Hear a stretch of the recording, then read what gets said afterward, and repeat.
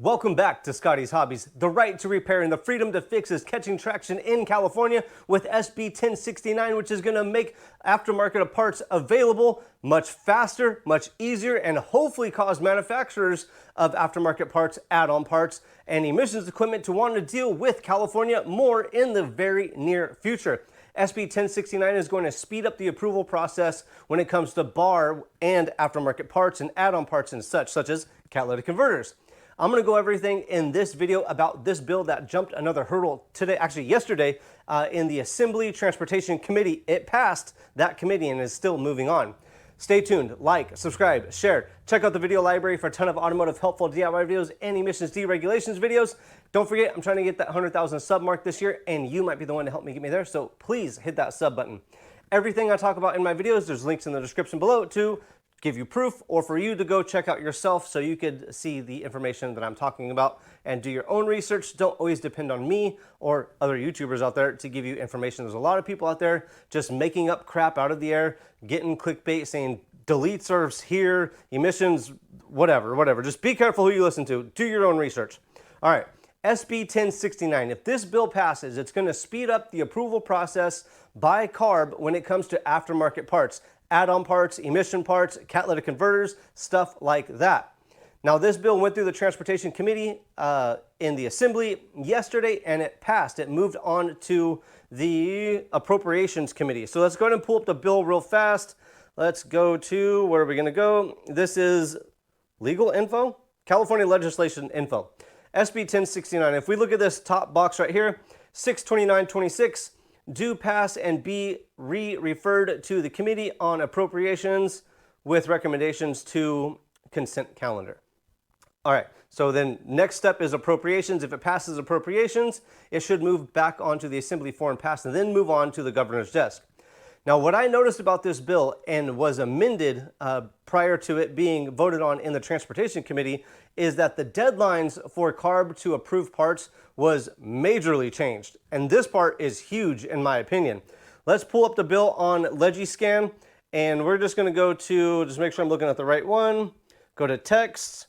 You can see that red line, the second paragraph is all redlined out. That was my last update when I made the last video about this. That was the update.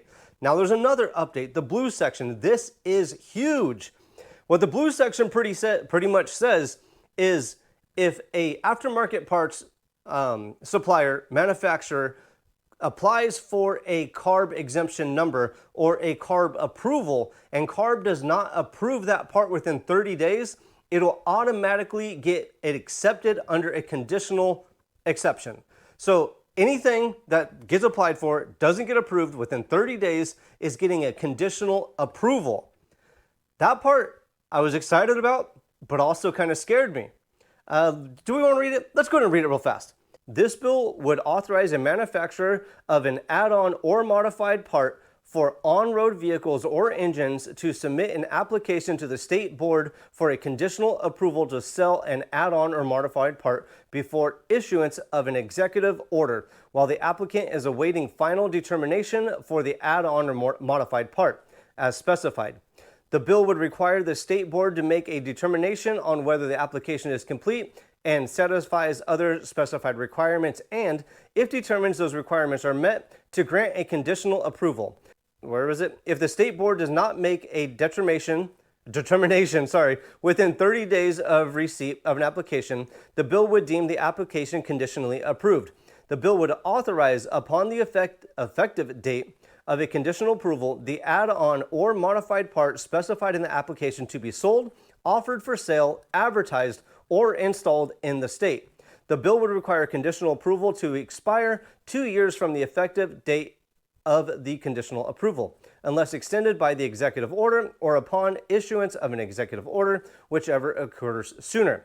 So when I read that, I'm like, yay, this is dope, because there's going to be a ton of companies out there that are going to want to do this. They're going to want to start dealing with California again if they know that this process is going to get sped up. It used to take years and tons of money to get your part approved in California. But in my mind, I was like, wait, if there's just a ton of parts that is going to be conditionally approved, what's going to happen if CARB says, you know what, they're no longer approved? So I hit up the Transportation Committee in the Assembly and asked them if they could clarify this for me. And yesterday evening. I didn't notice it, but one of them replied with a link to the information that was passed out to them on this bill. And will I be able to find that one soon? Here it is. Links for everything, including this, in the description below. So you could take a read about everything on this. And I'll scroll through it really fast. But what I'm really looking for is, where was it? Section, where was it? Right here, 16 states that upon withdrawal, revocation, or expiration of a conditional approval, the executive officer may require the manufacturer to implement a recall, corrective action, stop sale order, or other remedy for parts sold, offered for sale, advertised, or installed in the state as the executive officer determines necessary or appropriate. So they could say, this part's no longer approved.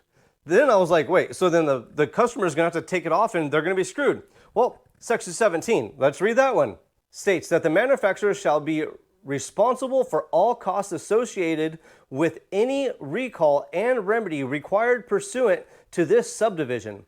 CARB may require the manufacturer to submit and implement a recall or corrective action plan for parts sold, offered for sale, advertised, or installed in the state.